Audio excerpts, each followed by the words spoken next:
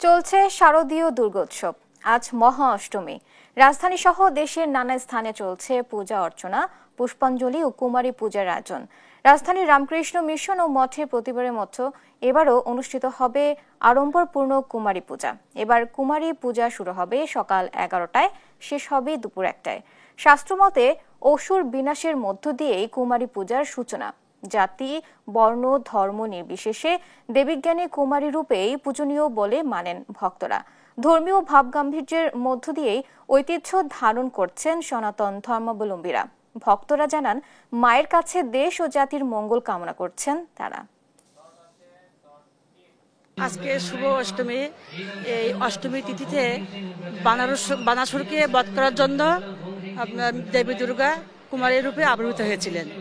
এজন্য মূলত কুমারী পূজাটা হয়। মূলত আমাদের যে নারী শক্তি বা নারীর মধ্যে যে আমাদের সব শক্তি বিদ্যমান রয়েছে সেটা সমাজকে বোঝানো হচ্ছে।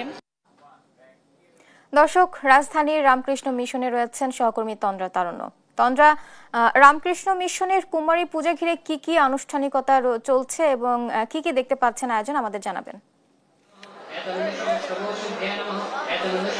বুবলি, প্রথমেই আপনাকে শারদীয় শুভেচ্ছা জানাচ্ছি। এবং আজকে কিন্তু যেহেতু মহা অষ্টমী এবং আজকে সবচেয়ে জনপ্রিয় এবং বড় আকর্ষণ কিন্তু আজকে হচ্ছে কুমারী পূজা, যেটি কিন্তু শুরু হতে আরো আমি বলবো যে আরো প্রায় 1 ঘন্টার মতো কিন্তু এখনো বাকি আছে। তবে এখনো কিন্তু এখানে বৃদ্ধ পূজা চলছে এবং যেটি না বললেই নয় যে আসলে যেহেতু কুমারী পূজা যেহেতু আর অন্য কোথাও হয় না, রাজধানীতে একমাত্র এই রামকৃষ্ণ মিশনে আসলে কুমারী পূজাটা হয়, সেক্ষেত্রে কিন্তু এখানে আজকে আমরা দেখতে পেয়েছি যে সকাল থেকে আমরা দেখেছি প্রচুর পরিমাণে কিন্তু এখানে ভক্ত যারা রয়েছেন তারা কিন্তু এখানে এসেছেন, সনাতন ধর্মাবলম্বী যারা রয়েছেন তারা কিন্তু এখানে এসেছেন এবং তারা কিন্তু আসলে তাদের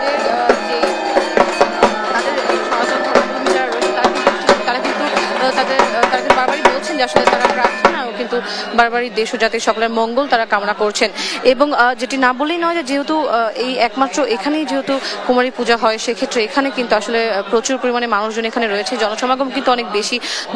ভক্ত যারা রয়েছে তারা কিন্তু এখানে সবাই কিন্তু এখানে একত্রিত হয়ে এসেছেন, তারা কুমারী পূজা উপভোগ করতে বা দেখতে তারা এসেছেন। এবং এই কারণে কিন্তু এখানে কিছুটা বিশৃঙ্খলার কিছুটা তৈরি হচ্ছে এবং সংবাদ গণমাধ্যম কর্মী যারা রয়েছেন তাদেরও কিন্তু আসলে কিছুটা বিশৃঙ্খলার পরিস্থিতির মধ্যে তাদেরকে পড়তে হচ্ছে। এবং ভক্ত যারা রয়েছেন তারা কিন্তু বারবারই বলছেন যে আসলে এই ব্যাপারগুলোর ব্যাপারে যদি আসলে কর্তৃপক্ষ যদি আরেকটু স্বচ্ছ এই ব্যাপারটি যদি আরেকটু কঠোরতা অবলম্বন করে এবং যদি আরেকটু ভালো মতো এই পরিস্থিতিতে আসলে সামাল দিতে পারে, সেক্ষেত্রে হয়তো তাদেরও যেমন এখানে উপভোগ করতে যতটা সুবিধা হতো, ঠিক একইভাবে হয়তো আমাদের সংবাদ মাধ্যম কর্মী যারা রয়েছে আমাদেরও হয়তো একটু সুবিধা বা সুযোগ সুবিধা হতো, এমনটা কিন্তু তারা বলছেন।